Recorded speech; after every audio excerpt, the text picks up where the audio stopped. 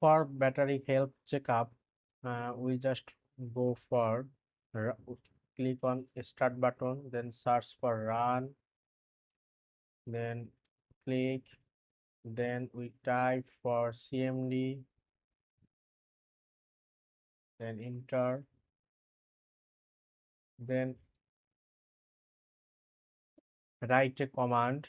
The command is power CFT space slash battery report.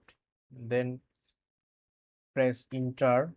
You can get a link. Then copy the link, full path, then go a browser, then paste this link, then enter. Now you can see your battery full report, your PC name, your laptop name, BIOS, BIOS build others, report time. Then you can see the most important thing is battery design capacity, and the now present charging capacity, and how many cycle is fully charged is.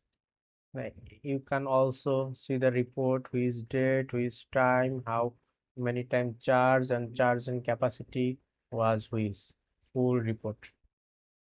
And you can also see usage history, battery capacity history, battery life estimate, everything what you want about battery report.